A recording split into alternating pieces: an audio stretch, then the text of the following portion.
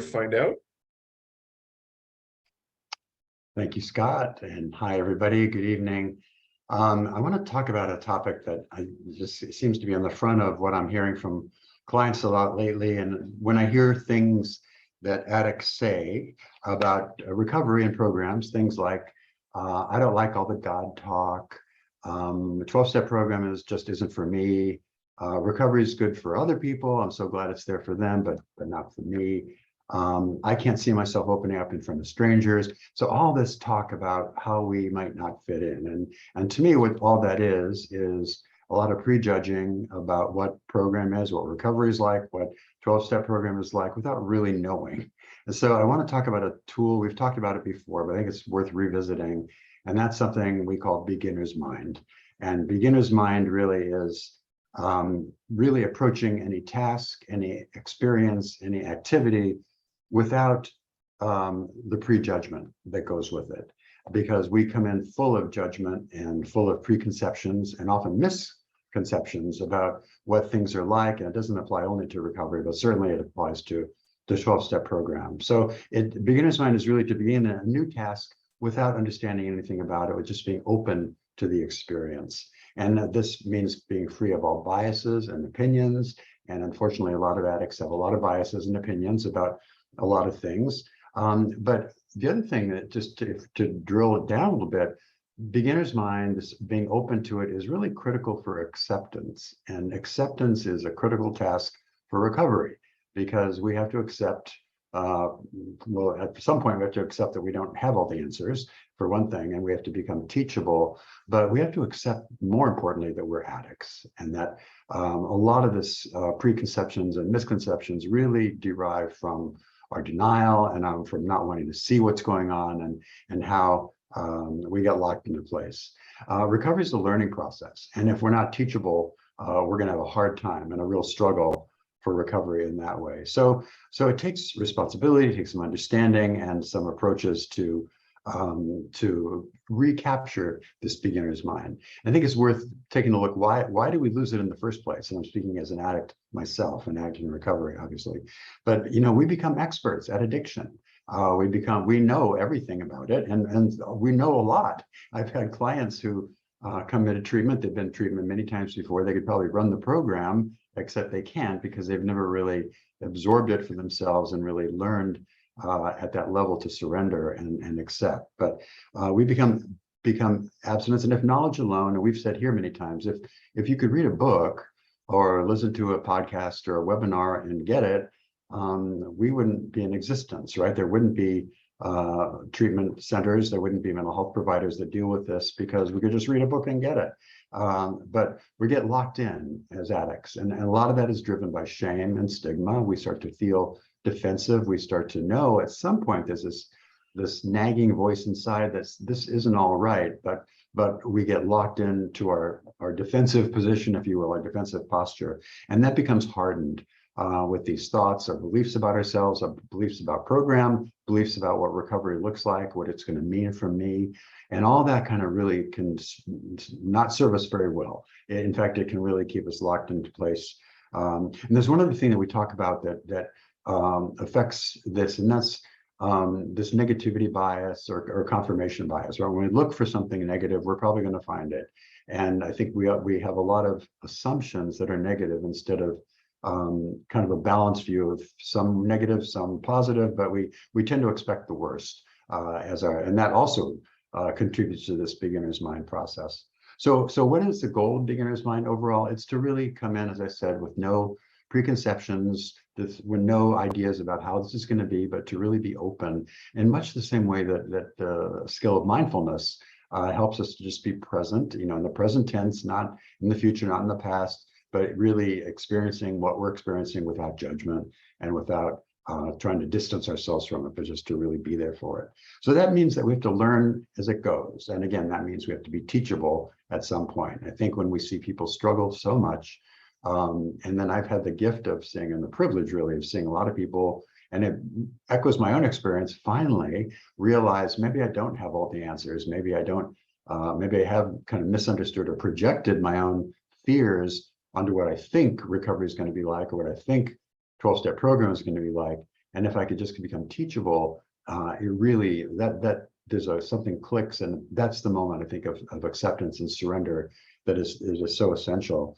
But the other thing too, there are things about 12-step program that probably all of us like, right? And one of the slogans that we talk about is take what works and leave the rest, basically. And it's true, we can do certain things. Now there are certain essential tasks. We can't just say, well, I'm not going to do step work because I don't like that. There are certain things we have to do that are just core to the program. But there may be meeting formats or certain personalities or certain things like that we can sort of not take in, at least right away, and just accept what works for us. And we also have to realize, I think, and this is also goes with the idea of beginner's mind, that what works today may not work tomorrow, and we have to adapt. Recovery is an active process, and it's not something that just we flick a switch and we get it, and it's the same from here on out. You know, life happens to us as addicts and partners of addicts. We have to deal with situations and struggles and stressors and even happy occasions, all of which can equally be stressful. And so we have to really adapt as we go. And I think that also requires the skill of a beginner's mind, just like being open to the experience. It doesn't mean being open and helpless or open to just having no opinions or no thought, but it means not isolating ourselves from the core of what works because we think that we know better or that we're afraid of what it might be. So that beginner's mind is important. So some tips about that. I think one of the great disadvantages we human beings have, but addicts, it really works to our detriment, is that little critical voice in our head, right? And we have experiences, maybe we have personal experiences, maybe we've heard things from other people about what it was. So I think we have to be really careful about letting those past stories and past experiences, perhaps when we were in a lot of denial, affect going forward. I think we have to be open to each new experience as it comes. And we have to avoid really jumping to conclusions as well, not making assumptions. I have talked to a lot of sex addicts, and because sex addiction can be so varied in the kind of behaviors people have, I see it a lot where somebody would come in and look around the room and hear the stories and different experiences of sex addicts and say, well, I never did that, or gosh, I never did, I'm not as bad as that one, or I never did it that way. And it's kind of part of, I think, our denial and our defenses to sort of compare ourselves to the other people around the circle instead of trying to identify, saying, well, yeah, that person looks different from me and maybe has done some different things, but what do I have in common with that person? What can I learn from his or her experience that I might be missing if I don't really kind of try to find what we have in common, the things that are mutual. I always like to really look at how children react to the world. You know, if you've ever been around a 4-year-old or a 5-year-old or a 10-year-old, you know, they ask questions to the point of just being annoying. But, you know, what is that? Why is that? Why is that that way? You know, what's that sound? And I think we have to kind of allow ourselves that experience of being a beginner, like a child is a beginner in the world, but being a beginner in this experience of recovery and just being open to it and asking. But questions are fair game, right? We can ask questions of our sponsor or our therapist or our peers. That's fine. But I think the problem is when we don't ask those questions and we just assume and just exclude ourselves or cut ourselves off. The other thing is that as addicts, we are really prone to all these automatic thoughts and automatic actions. And so we're kind of always in a reactive mode. We're reacting, and usually that reaction is out of fear or defenses of some kind, fear of vulnerability, fear of opening up, fear of realizing that we have to give up our addiction, which is probably the core fear of all. And all these defenses and assumptions and attitudes are really aimed at protecting the addiction itself. And so I think this is part of the breakdown of denial. If we could start to be open to another way of looking at it, you know, and I was active in my own addiction. My worldview was very rigid and very kind of closed, and I was not open to other ways of thinking because I was terrified that what I was doing would kind of fall apart and not work anymore. And so you know, jumping into recovery requires a leap of faith, if you will. And I had someone once describe it, I think it really fits, of a trapeze, and and as active addicts, we're on that one trapeze, and at some point we have to let go and assume and have faith that the other trapeze is going to come up to meet us so we can grab onto it. And there's that moment when we're kind of, am I going to do it or not? And I think that's where beginner's mind can be helpful, and being open to the experience and having some trust in the process, if nothing else. So that's really important too. The other tip I would say is to really listen to our language. If I start hearing myself saying a lot of shoulds or always or nevers sprinkled in my language, I know that I'm kind of getting locked into a defensive position. I'm not being open to the experience. I've lost that ability to be teachable at that moment. And all this, by the way, means that I have to set my ego aside, right? I have to take my ego, which is where the addiction really lives, and just kind of put it over there and say, I really don't know much about this. I don't even know much about me. I just know that I'm an addict and I need help. And I think if we can reach that point and be open to the experience as a beginner, as a young child, I think that really makes all the difference in the world. So for me, that meant that this kind of sums it up for me, is letting go of the need to be right. Right about everything in the face of all the evidence that my life was falling apart, but I still knew I was right, and from speaking as the addict. So I think just to allow ourselves the grace and the gift of just putting our ego aside, saying, I don't know everything. Maybe I can learn something. Maybe I can learn something from this experience, instead of trying to talk ourselves out of it before we even walk in the door. And so I think that's just a kind of a quick summary of what I think of beginner's mind as a really important process to really kind of embrace recovery in a healthy and meaningful way. I'll stop there. Thanks, Scott. Thank you, David. So do all addicts come into recovery as judgy and as jaded as I was? I mean, and you didn't know me in recovery, but I can tell you I was really judgmental and really jaded. And I was convinced that, this isn't going to work for me because, and I had 100 reasons why, yeah, you need to do this, but it's not going to work for me because. Right. Right. I mean, I would hear myself saying, I'm so glad this exists for you people. It was so condescending. But yeah, I mean, I can only speak from my own experience. But yes, I mean, I think we all have that rigid, judgy attitude. And from what I see of clients too, and that's what we have to kind of help them break down and move past that. And it's based on fear. I think at some level, fear of this whole thing falling apart. Well, and fear of letting go of our addiction too. I think, I was really terrified of, if I don't have alcohol and I don't have drugs and I don't have compulsive sex, what do I have? I'm going to be bored and lonely and all these things, which I already was. I just was numbing out so much. I didn't realize that I was bored and lonely. Right. But yeah, I was terrified. So my denial just kicked in. You mentioned we have to break through denial, and it's so hard. And addicts, we really cling to our denial. We do not want to let it go. Are there things we can do, exercises we can do to sort of squash the denial?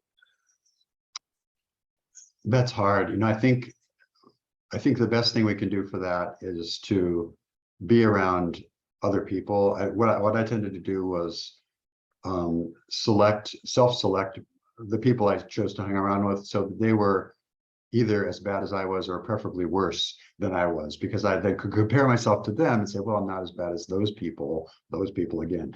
But I think just for me, and we've said this before too, I think just the scales finally tipped. So the pain I was in my addiction was just worse than anything else I could even imagine, including that fear, like you said, not only giving up my addiction, but like, who was I without all that? I'd been an addict for such a long, I was still a young guy when I got in recovery, but my whole like adolescence and early adult life, that's all I knew. And I didn't really know who I was inside there. If I got rid of all that, I was really afraid of what I might find. Because at my core, I think like every addict, I believe I was a really pretty terrible person, and different and unredeemable. And I think all those fears kind of kept me locked in place. But to answer your question more directly, I think what broke it for me was finally being able to hear what some people were saying to me, giving me feedback, and it felt right. It felt like feedback of like how bad off I was and how precarious my life was, really serious, literally. And that, I think, finally, after a couple near misses health-wise, I think that finally got through. But whatever it is, we need to break through. I know when people come to treatment, and I didn't have the benefit of treatment, I wish I had back then. There were very few treatment programs, actually, but I think what we do and what we help people do is kind of break through that denial, because that keeps people locked in place. And what often does that, as you well know, the treatment letters or impact letters from partners, if somebody we really care about, if they give us that feedback, I think that can kind of soften that hard exterior and really it's like it can really break into our heart in a way that makes us teachable. Yeah, and right at the beginning of that answer, you talked about surrounding yourself and your addiction with people who were worse than you, so you could justify. We are who we surround ourselves with, or we become who we surround ourselves with. And as part of recovery, one of the things that worked for me was finding people who had a lot of time and a lot of sobriety and were smiling, and just attaching to them. And they wouldn't if I, spouted out, well, that won't work for me, because they weren't going to stand for that. They would say, no, it will work for you. It won't work for you because you don't want to do it. But if you do it, it'll work for you. They were really, and they wouldn't let me use the word but. I mean, I was the king of yes, but sure, but, and they would be like, no, dirty word, don't. You mentioned should and never, which, other ones, they're like, stop using those. So anyway, we have a couple of questions left from last week. I want to do those first, and we've got one in for this week, but type some more questions. We're going to need more than 3 between now and the end of the hour. So let me go to the questions that we were not able to get to last week. So this is from an addict that says, I'm not as emotionally connected as my wife believes I should be. Scott has mentioned that it took a while for the head and the heart to connect. And I have mentioned that, certainly. 16 months later, I'm doing work. I'm trying to help her heal, but I'm still disconnected, and my wife is running out of patience with me. Any ideas? So this is an individual 16 months into recovery who is still struggling to be truly emotionally connected, or as emotionally connected as his wife would like him to be. So A, is that normal? And B, what can be done? Well, first of all, let me say 16 months is great. Congratulations on that sobriety. I think what you're experiencing is not unusual, frankly, because as addicts, I think we kind of disconnect from our hearts, as you pointed out, but also many of us, and certainly I didn't really know how to connect in a healthy way because I'd never learned it. And so in recovery, it was not reclaiming something I'd lost. It was kind of figuring this thing out in the first place. And I think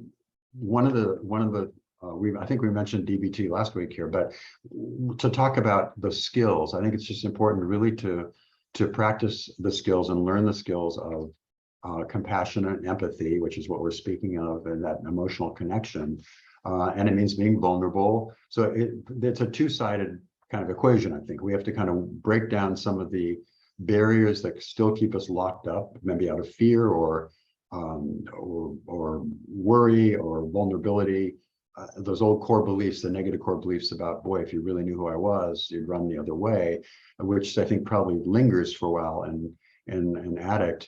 But also it's learning the skills of how to connect with someone and act as if. And this is kind of counterintuitive, but in my experience, the skills come first. I think most of us figure, if I can just figure this out, I'll be able to do it.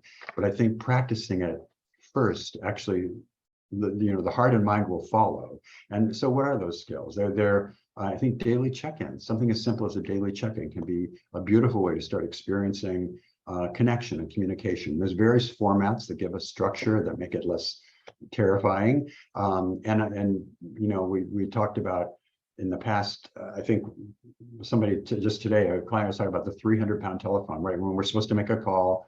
And my point here is that if we don't make calls when we're feeling good, we're never going to make a call when we're feeling bad. If we don't talk to our partner when things are going well, it's going to be almost impossible when they're not going well. So I think just that practice of daily check-ins is important. I think DBT, as I started to mention, has a lot of skill sets that help us figure out, okay, what do I need? What does my partner need? How do I do that? How does that feel?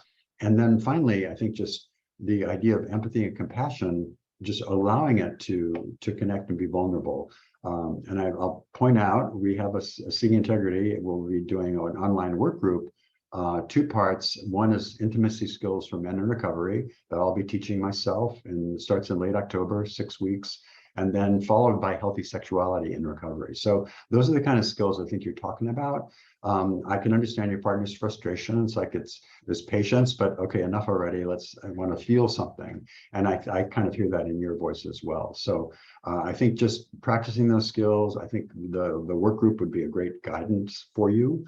But I think just practice and work on yourself. Hopefully you're in therapy. I think, assume with 16 months, you probably are in some kind of regular support, and talk with your CSAT or your therapist about these issues, because they can also give you specific skills related to you and your situation that might be beneficial for you. But it's just, I understand the frustration all around, but I think it's a skill set that a lot of addicts just don't have. And that's why we're trying to provide them with the work group and in other ways. Yeah. And, you know, I can just say from my personal experience, you know, I started with my addictive substances and behaviors in middle school, which is about the age most people are starting to develop skills. Like, we're becoming less narcissistic, less self-centered, and we're starting to have compassion. I mean, it's hard to say middle schoolers have compassion and empathy, but it's when we're starting to develop those skills. And to relate, at least. Yeah, I mean, if you've been around middle schoolers, they're evil, because they're really bad at the compassion. I mean, they have to, you know, trial and error, and they have to get hurt and hurt people to learn from it. And, you know, I didn't learn those skills because I was very busy drinking and drugging and masturbating and looking for strangers who wanted to do things in bushes. And, you know, I was avoiding all the pain of growing up. And what happened, you know, I came into recovery in my 30s and I had to grow up. I mean, I was still a 12-year-old kid emotionally, and, you know, and a very disconnected 12-year-old kid emotionally. And it was really trial and error, and it took a while. So yeah, hang in there. Yeah, for sure.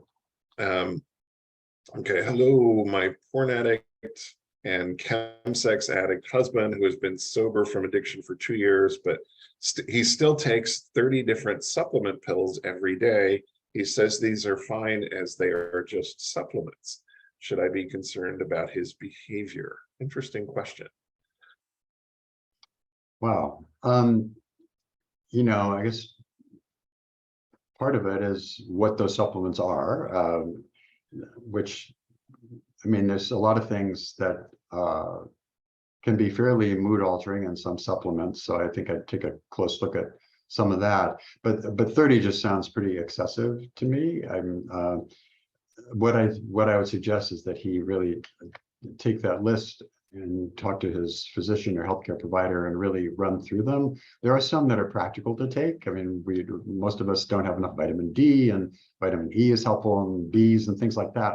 But that sounds almost compulsive to me to start being at 30. And I guess what I worry about in that scenario is that we as addicts tend to look for things external or outside of us to fix us.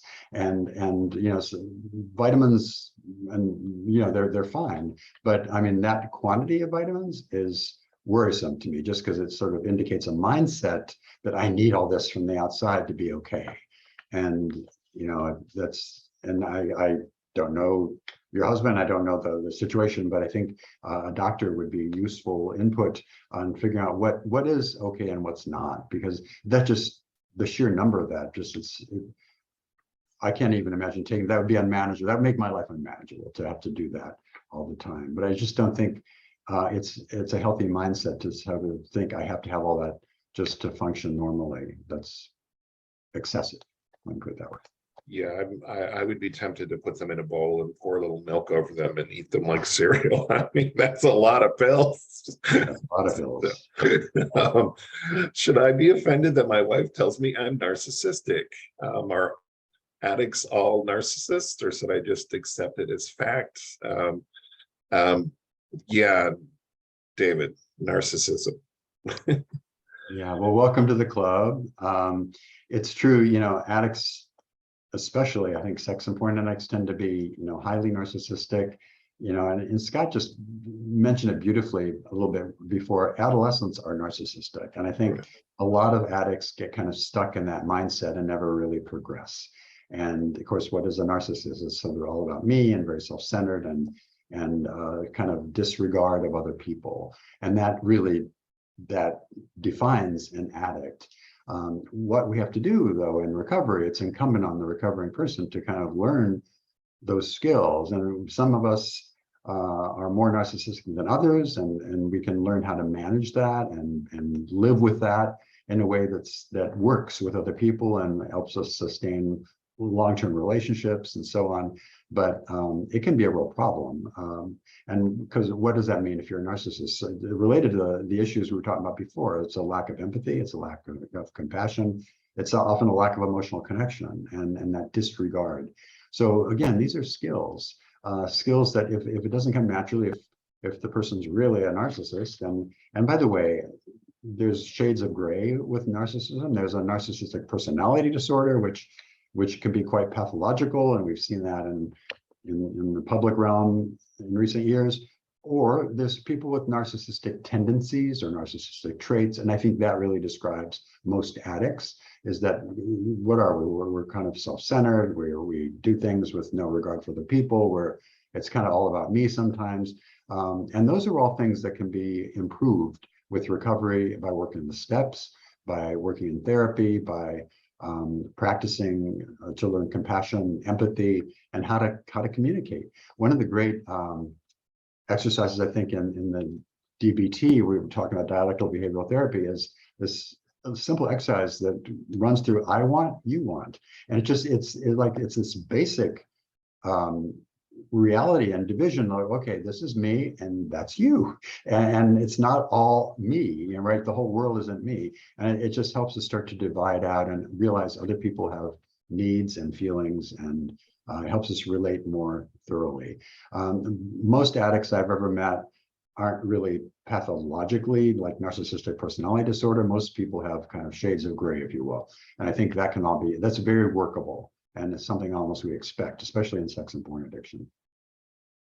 Yeah, and like a lot of appearing disorders like depression and anxiety, active addicts often manifest depression and anxiety the same way they manifest narcissism, but it clears up with sobriety, because it's kind of a symptom of the denial and the covering up and the lies. These are symptoms of protecting the addiction. And narcissism in particular is a symptom of protecting the addiction. And as David said, big difference between narcissistic personality disorder and narcissistic behavior, which is not necessarily personality disorder, but can be related to addiction. It can be related to low self-esteem. It can be related to a lot of things. And most active addicts behave very narcissistically, and it slowly clears up. Yes, David. It's not like we snap our fingers and suddenly we've got for sure. Yeah, no, it's growth. It's personal growth, and it happens, at that scale, at that timetable. Yeah. Okay. Next one is from a betrayed partner. I'm going to read the short version. If I don't hold my boundaries, will my partner get into real recovery? Great question. I think boundaries are essential to recovery. I think things get pretty blurry without boundaries. People, and oftentimes there's histories of enmeshment, and it gets all roles get reversed, and it can get pretty cloudy and confusing. So I think it's really critical for all parties to hold their boundaries. And remember, a boundary is to protect. If I set a boundary, it's to protect me. It's not to control you. But the key about a boundary is that if I set a boundary, I need to follow through on it. And that's really critical, because and a lot of people I think have a history of like setting a boundary. It's like an addict. I would set boundaries in my own progression of my disease. I will never do that. And then I would do that. And then I set another one, well, I'll never do that. And I do that. And we keep crossing boundaries. And after a while, boundaries become meaningless. I think the same thing happens in a relationship. Boundaries are really important. And boundaries keep, I think, a relationship healthy. So sometimes a lot of people have difficulty knowing what their boundaries should be, knowing what's appropriate. So get help, get input if you aren't clear in your boundaries. But there's a lot of, both even online, there's a lot of literature, there's a lot of support for that. But I think it's really, really critical. Now, could somebody point to a case where somebody did indeed recover, although boundaries weren't set? I mean, yeah, probably, but you just really slow down the process a lot if boundaries get murky or non-existent or constantly being crossed. It really gets it gets confusing, and I think it's deleterious to the whole process.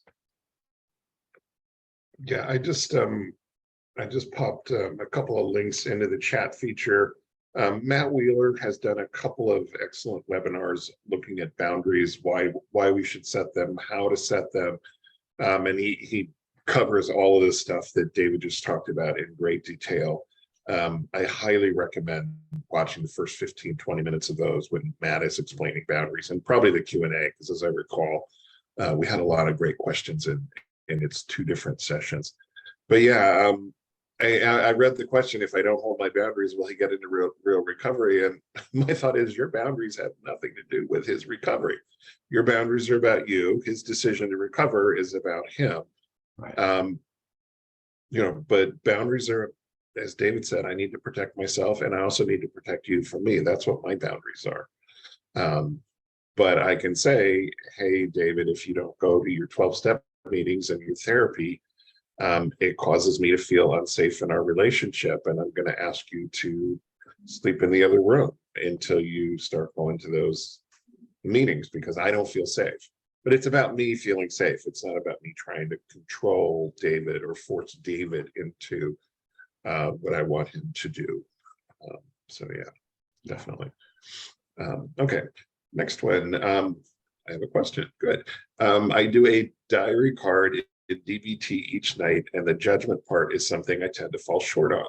I judge myself and other people even after 8 years in recovery. Some people are way above me, and it's hard to be equal to them since they make more than me, have higher educations, etc.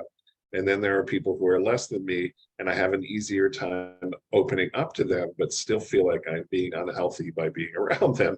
So I stopped doing that. How do I just see myself as equal to others rather than judge them as way better or way worse than me? I know it's hard to find friends the same way it is a partner, and not everyone is meant to be your friend or partner. It's been difficult to find my tribe. Any tips? I guess what comes to mind as I hear that is just how we are full of negative core beliefs. It sounds like what's happening with you is that those core beliefs, the negative ones about yourself, are still very, very pronounced and strong. And I think that every addict has those. Every human being has those, frankly. But I think in addicts they're more pronounced because usually because of our past and trauma or adverse childhood experiences, and we draw conclusions about ourselves that aren't accurate, frankly, but they're very powerful, and they kind of keep us locked in a box. I would suggest, if you're not already, to work on this in therapy, because a therapist can really guide you. I think oftentimes what has to happen in this kind of situation is work on trauma, past history of trauma, which can clear some of this up. Where we drew those conclusions about ourselves in the first place. It's all based on a situation that probably is long in the past, but those beliefs about ourselves persist, and they can really frame our behavior, and even well into recovery, as you said. It sounds very painful. It's sort of painful as you were reading that, because I think one of the key factors of resilience is that sense of belonging, right? That we belong somewhere. And then certainly in my recovery, it was first time I ever really experienced that in my life was in the 12-step meeting. I thought, oh my God, here's some other people like me. I thought I was all unique. But I think it's a painful place to be in, to sort of kind of constantly figuring out where you fit in the pecking order or what's going on there. And I think part of that is it's an inside job, right? It's all of it is the inside job. It's what you think about yourself and what you're telling yourself. And these core beliefs, by the way, are become automatic after a while. It's not that we choose to believe that, they just pop into our heads. And so that's where therapy and trauma therapy, I think, can really, really be helpful to start to change those. The other thing that would be useful that you can do tonight or right now is affirmations, because that's one of the main ways that we can start to rewire, if you will, those kind of core beliefs about ourselves, and right to see ourselves in a more positive light. So it's practice. Unfortunately, the more we succumb to those negative core beliefs, the stronger they remain. And so we have to really start counteracting them with more positive stuff and feedback, and check also your sources of validation. You know, I think we as human beings seek validation from the world, right? And I think a big task for recovery is learning how to self-validate, or to know that I am okay no matter what, right? Because I feel okay inside, and I don't need to know that I'm at this level of income, or have that address, or drive this car, or wear that label, or all that stuff is external. And I've seen, and that's a strategy, by the way, a very common strategy to help people feel better about themselves. The problem with that strategy is that on the inside, they know that they're still feeling like crap, but all the accolades they're getting from people are for the outside exterior stuff that doesn't represent the real them. And so affirmations and therapy, I think, would be the best solution I can offer. Yeah, in early recovery, one of the people that I really respected said that addicts are egomaniacs with an inferiority complex. And then he went on to say, not only are we a piece of crap, we're the world's biggest piece of crap. So we're at least the best piece of crap. And which was kind of funny, but then he said, for him, being in recovery was about becoming right-sized, not too big, not too small, just being, another bozo on the bus. And what he was talking about is a little bit what David was talking about, is self-esteem versus external esteem. And, it sounds like you, like I did and still do to a certain extent, judge myself by external measures instead of whether I feel good being who I am. Can I look myself in the mirror every night? Okay, then it's a good day. Does somebody else make more money than me or less money than me? Yeah, but are they happy? Okay. It's been a long slog for me to kind of let go of that and just work on keeping my own life happy and letting everybody else do what they do, and being happy for them when they succeed and sad for them when they don't. But it's tough. Yeah. And I think learning to like ourselves is a process as well. I think I don't know any addict when they come into recovery that likes themselves very much, despite the narcissism, despite the ego. On the inside, we know that's all kind of a big blown up facade. Yeah, it's and affirmations are incredibly helpful. I know they sound, Stuart Smalley on Saturday Night Live, but they work. I will usually pick something I want to work on, something I feel bad about within myself, or some character defect I want to work on, and I'll create 3 affirmations, contrary affirmations, and then I'll say them morning, looking in the mirror, noon, looking in the mirror, and before I go to bed, looking in the mirror. And I do that for 30 days for each single thing that I'm working on. So slow process, but at the end of a month, it really does, something clicks in the brain, and these negative core beliefs lose some power.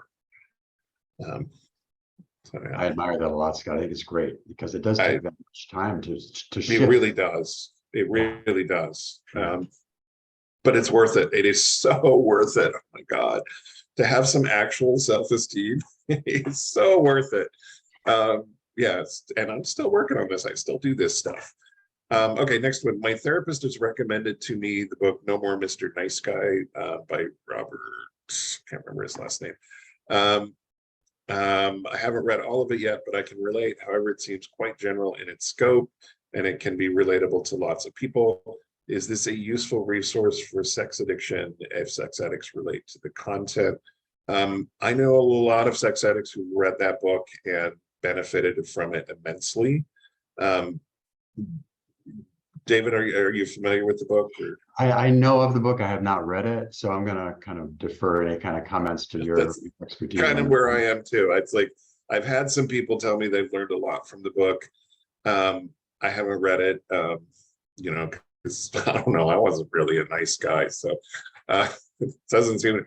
But a lot of my, I don't want to say guys who identify as doormats, but this book has been very helpful for them. You know, I was not a doormat. I was a bulldog. I was the anti-doormat. David? I will think or say that one of the things that a lot of addicts need to work on is communication styles. And, you know, the target that we're going for always is assertive communication. So asserting my needs and my opinions and my feelings in a way that is firm but respectful.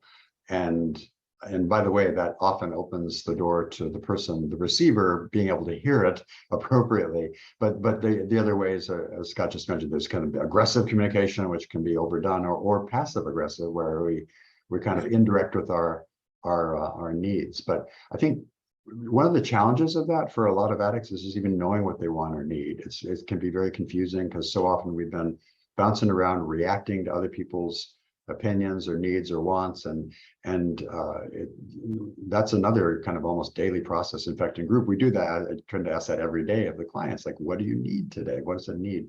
Because we don't think that way, and that starts to practice. And then once we have an opinion or a need or a feeling, to learn how to express it in an assertive manner is important, and it's a skill that a lot of addicts don't have. So I think, yeah, in that sense, I think it's a valuable resource. Yeah.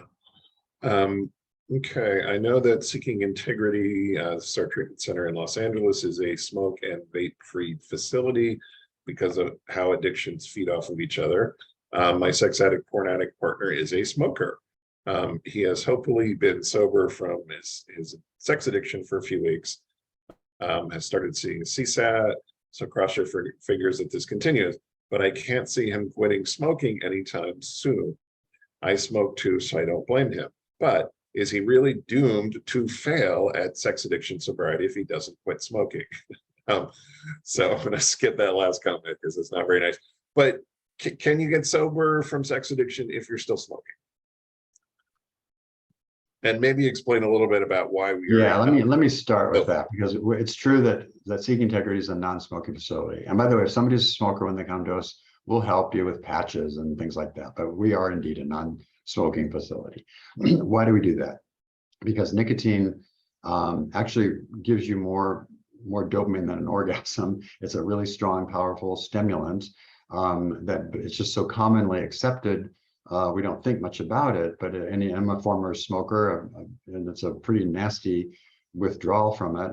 So I understand why people don't want to necessarily give it up. But the reason we ask people to give it up is that nicotine works in the brain in a way that kind of keeps that addictive mode alive. It keeps it in idle.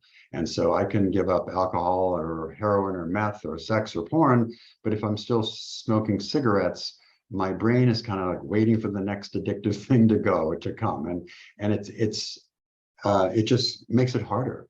Now, can it be done? Yeah, it can be done. I mean, you go to meetings, a lot of people in recovery are smokers. However, I think they're kind of doing themselves a disservice, because they have an active, strong, powerful mood-changing drug kind of coursing through their system at all times, and that does make it more difficult. And not only that, not only the biochemistry of it, but when we think about how powerful the associations of cigarettes are. And so oftentimes cigarettes will go with a drink or a drug or looking at porn or sexual acting out or before sex or after sex. I mean, as a former smoker, I can tell you everything I did around cigarettes was a powerful cue when I tried to give it up. I would be reminded of cigarettes, 50 times a day. And so it's a powerful drug. And can it be done? Yeah. But is it a lot harder on the addict? Yeah, it is. And so that's why we recommend going through the pain of giving up nicotine once and for all. And then it really does make it a lot easier from that point forward. Yeah, if you're going to go through withdrawal, do it once, not like 4 times, like I did. I quit alcohol, and then I quit drugs, and then I quit sex, and then I quit porn. And it's like the withdrawal from all of them separately. I wish I would have done them all at once.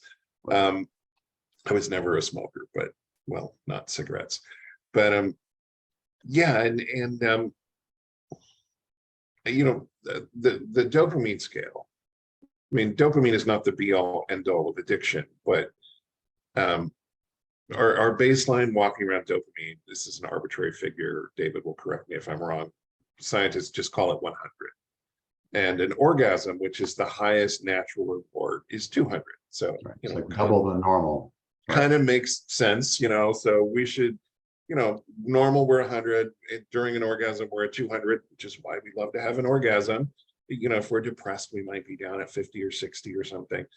But where do cigarettes give us a bit of a dopamine rush, David? Where do they come in on the scale? Right. Cigarettes come in between 2 and 3 times normal. So more than an orgasm, not quite as much as cocaine, but almost. Cocaine is like 3 to 4 times the normal. So really strong, powerful drug. And methamphetamine is 13 and 14 times. So methamphetamine is just crazy off the charts. But it's a powerful drug. And dopamine, we are wired to be vulnerable to that dopamine experience. And so when we get into these powerful super stimulant addictions like porn or sex or cocaine or meth, which are the 4 most powerful super stimulants on earth, basically, that's really messing with our internal systems. And we are geared as human beings to whoa, pay attention to that and want to do that again and soon. And so it's a powerful incentive to kind of take the next step, which would be back into our addictive behaviors. Yeah, and one of the things that a couple of, first of all, we get a dopamine pleasure response from eating, healthy food and from hanging out with friends and from being sexual, because these things ensure our individual survival and the survival of our species. And our brains remember that when we sit down and have a steak and corn on the cob and potatoes with friends, we have a really good time and it all tastes good. And our brains remember that and we want to do it again. We get some pleasure to remind us to do it again. If we didn't get pleasure from eating, we'd starve. I mean, we just would. Maybe not, but you get the idea. So, but addicts, we manipulate that system. And we manipulate it in ways where we're slamming ourselves with way more dopamine than even an orgasm, whether it's cigarettes or cocaine or alcohol or whatever, or porn or sex. Or porn. And porn, they've done neurochemical studies. A porn addict's brain is indistinguishable from a cocaine addict's brain in terms of how it lights up, not only while we're using, but even before we're using. Also, the brain before and during is indistinguishable. So we get high anticipatorily, if that's a word. And cocaine addicts do too. I mean, so I think that pornography in particular puts us up at a dopamine rush around 350 because we're so indistinguishable from cocaine addicts. I mean, this is way more than the orgasm we get at the end of looking at cocaine. So, but what happens, and we've covered this before, but what happens is the brain recognizes there's too much dopamine in the system, whether it's from cigarettes or porn or cocaine or whatever. It's recognizing something is wrong. There's way too much dopamine floating around. And so it adjusts. The brain is a miraculous organ. It self-heals. And the way it heals is it turns down the volume. It reduces primarily the number of dopamine receptors. So what happens is, this is why addictions escalate. This is why we need more and more intense. This is why we go from beer to scotch to cocaine to whatever. We need more. This is why we go from vanilla porn to hardcore to, goats hanging from the ceiling. We need more. Because we're pushing for more dopamine, because our walking around dopamine level, at some point, it's not 100 anymore. It's like 60.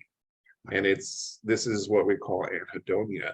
And it takes a while for the brain to reset and get us back to 100. Eventually, the brain recognizes, oh, there's not enough dopamine. So it'll open up those dopamine receptors again and get us back up to a walking around baseline of 100. Right. But if we're still smoking, we're hitting it with 220, 250, whatever it is for nicotine. And we're not letting our brain heal because it still thinks there's too much dopamine floating around. So it's going to heal, but it's going to heal more slowly. I want to just correct anything that I got wrong. No, you got it exactly right. And I think, I think a lot of people are surprised by the equivalency of cocaine and porn, but that's what studies show. But I want to say one other thing that's really important, and that is that once our brain learns that, boy, if I do X, Y, Z, I'm going to get this dopamine, it's going to be pleasurable, it's going to be fun and wonderful. Our brain starts to anticipate that. So I don't even have to, if I'm say, let's take cocaine. Once I use cocaine, my brain learns, wow, that's great. It gives me that jolt of dopamine. From that point on, I don't even have to use cocaine to start getting that dopamine flow. I just have to think about cocaine, and the dopamine starts to come. And that's the problem with sex and porn and all these addictions, because if we're fantasizing, I may not be acting out, but if I'm thinking about it, if I'm noticing every hot person on the street, and my brain is alive with dopamine, and I'm still in my addiction. And this is where it gets kind of crazy, because you get into like the thought police thing, but we really have to be conscious of our fantasies and where we go, because that can lead us right. It's a slippery slope right back into our active addiction. And there's been studies, they show the event we start thinking about it, the cocaine spikes, and then if we don't act out, we go into the thing dips, we go into withdrawal, and we get irritable and cranky. It's like we want our dopamine. And so it's a tricky business. So we have to really be careful about where our brains go and what we do with fantasy in recovery, because it can really lead us into a bad way. Yeah, and I mean, when I teach my online porn work groups, I'm always very specific with the guys. I know you didn't look at porn this week, but did you look at porn this week? Because you don't have to have it in front of you to see it. I know that I can remember porn that I saw 25 years ago. Right. And I can remember there's a brain term for this, David, brain imprinting or something. Yeah, that's not quite right. Yeah, there is a term. It just went out of my head. Yeah, but yeah, you're right. You talk to our clients, many of them recall the very first, their dad's Playboy that they found, under the bed 40 years ago. They remember exactly what they saw. Like, boom, it's a very strong imprint. Yeah, and if we let those fantasies play, and this is something you talk about with the guys in the center, we talk about in both the sex and porn addiction work groups.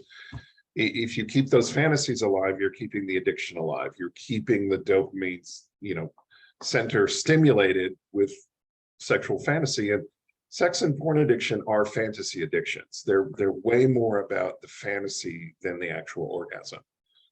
The orgasm, A, doesn't give us as big of a dopamine rush, and B, it brings our escapist high to a screeching halt.